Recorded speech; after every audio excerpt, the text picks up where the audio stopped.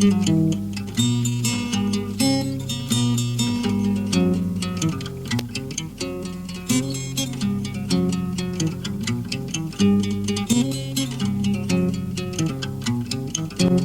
fierté d'être là avec vous. Ça fait seulement 3 mois que je suis dans le pays. Mais en 3 mois, même dans une semaine, il y a beaucoup de choses qui évoluent. J'ai beaucoup appris. Le contexte est complexe, ça évolue. Il y a une chose que j'ai appris dans les 3 mois. D'ailleurs, ce n'était pas la première fois d'être quand même au Niger. Ça fait 20 ans que je venais. En fait, c'est 2024. Non, 2004, c'était ma première fois. 2004. Que je venais pour travailler ici dans le pays. Mais ce que j'ai constaté pendant ces 3 mois, c'est que les Nigériens sont résilients. Ça sort tous les jours. Tu vois ça dans les rues. Et pour nous, en tant que PNUD, et là je parle en tant que PNUD, nous sommes engagés d'accompagner le gouvernement et la population dans les atteintes des objectifs de développement pour ces pays. C'est pourquoi nous sommes là pour chaque pays. Et c'est pourquoi dans notre programmation, systématiquement, on cherche à savoir quel est le plan de développement que le pays même a élaboré pour eux-mêmes. Et sur ce plan, à partir de notre mandat, on choisit certains résultats ou bien certains objectifs et on accompagne ce processus. En début d'année, c'est vrai que l'année passée, nous avons, dans notre système, commencé ce qu'on appelle un cycle programmatique qui est nouveau. C'est-à-dire, chaque 4-5 ans, c'est comme un point stratégique. On élabore un plan stratégique qui, normalement, systématiquement, est lié au plan de développement national. Et puis, à partir de ces plans, on élabore ce qu'on appelle des PTA annuels pour accompagner le processus. Nous sommes conscients qu'il y a tout un processus pour élaborer le PRSP. Et c'est pourquoi, pour le programme, nous avons commencé d'abord, c'est vrai que ce n'est pas finalisé, mais au moins pour avoir les échos, vous voyez, de qu'est-ce qui est en train d'être discuté. Et c'est pourquoi on est aussi entre vous, pour voir qu'est-ce que vous êtes en train aussi de prioriser, de planifier, d'organiser. Et comment nous, en tant que PNUD, on peut accompagner pour amener soit le conseil technique, soit le financement, soit l'encadrement au niveau de la mise en œuvre, ou bien l'expertise et toute la connaissance du monde.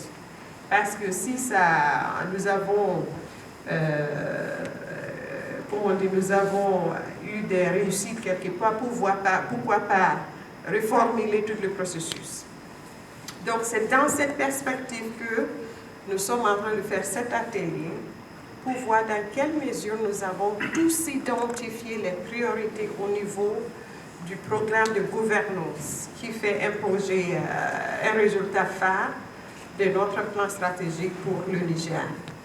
Et ce n'est pas quelque chose qu'on pourrait nous fermer et nous faire ensemble, seulement parce que ça comporte, il fallait qu'on fasse ça avec effectivement le pays et les partenaires nationaux. C'est vrai que nous sommes dans une situation complexe, je vais dire complexe, mais je voudrais, au nom de la représentante résidente du PNUD, au moins vous assurer de l'accompagnement du PNUD dans les atteintes des objectifs de développement du gouvernement de Niger. Nous avons besoin de vous.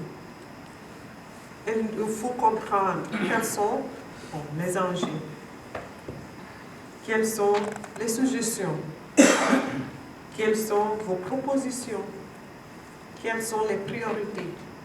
C'est vrai qu'il y a des priorités pour d'ici 2, 3, 4, 5 ans, mais au moins, quelles sont les priorités pour cette année? Et à partir de ces échanges, maintenant, nous aussi, nous pourrions chercher, pas seulement le financement, parce que ce n'est pas le financement qui fait tout. Vraiment, c'est l'accompagnement, c'est la connaissance et aussi le partenariat. Nous sommes dans une situation où le partenariat est important. Quel partenariat pour accompagner tout ce processus? Et c'est pourquoi ces échanges sont si importants. Nous allons, nous tous, tirer des leçons ensemble de nos efforts passés. Et il nous faut poser certaines questions. Qu'est-ce qui a marché et pourquoi ça n'a pas marché? Là, nous sommes là en tant que partenaires au niveau dans le domaine de gouvernance. Si on parle de gouvernance, est-ce que les gens, à la population, jusqu'à Zender, jusqu'à Tawa, jusqu'à Difa, Agadez, est-ce qu'ils sont tous capables d'accéder aux mêmes services que nous tous on accède au niveau de Niamey? Et pourquoi ils ne peuvent pas? Et qu'est-ce qu'on peut faire de mieux? Quelle a été notre force? Parce qu'on ne peut pas dire qu'on a tout échoué. Il y a au moins de bonnes choses qui ont été faites et comment on peut accélérer, comment on peut transformer, comment on peut mettre ça de mieux. Quelles sont nos faiblesses? Comment avons-nous atteint ces résultats? Voilà les objectifs que nous cherchons dans ces PTA de cette année. Pas seulement mettre des choses pour comment délivrer les activités, les formations, les ateliers. Parce que le développement, c'est quoi? C'est l'amélioration dans ta vie. Que tu puisses accéder à des services, mais tu puisses aussi accompagner la famille. C'est ça les ODD, simplement. C'est ça, on peut écrire ça dans différents documents, mais c'est ça qu'on cherche en tant que pilote pour accompagner la population. Et pas pour que ça soit au niveau de capitale, mais tout au long du territoire. Comme j'ai dit tantôt, on ne peut pas faire ça. PNUD entre nous. Il nous faut vous accompagner, il nous faut savoir quelles sont les priorités et à partir de là, nous allons tous identifier qu'est-ce qu'on peut faire ensemble cette année. Donc, juste pour encourager nous tous, pour dire vraiment, moi, si je suis là, je suis à l'écoute. Parce que je veux bien comprendre le dynamique au niveau du pays. Je veux bien comprendre au niveau de la gouvernance. Qu'est-ce qu'il nous faut? Qu'est-ce qu'il reste à faire? Quelles sont les priorités? Si vous avez l'information sur le planning qui est en cours, partagez-le, s'il vous plaît, pour qu'on puisse au moins monter un PTA qui répond aux besoins. Parce qu'on ne peut pas monter des PTA qui sont programmes du système des Nations Unies. Non, pas du tout. C'est le programme de la population de Niger. Et nous, on accompagne les aspirations pour atteindre les résultats qui touchent les populations. Donc voilà ce qu'on attend de cet atelier. Ce n'est pas un programme de PNUD, c'est plutôt un programme de la population, du gouvernement, au niveau de la gouvernance. La gouvernance comporte beaucoup de différents domaines.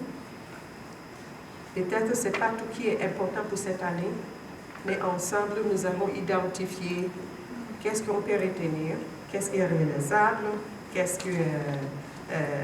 qui va marcher ou pas. Et puis l'approche, peut-être on doit changer même l'approche qu'on a utilisée. Voilà les réflexions qu'on veut apporter. Ce n'est pas, comme il a dit, ce n'est pas un terme de financement en tant que tel. Parce qu'il y a des fois, le financement vient, mais on ne voit pas exactement ce que ça a fait. Donc, c'est vraiment l'approche.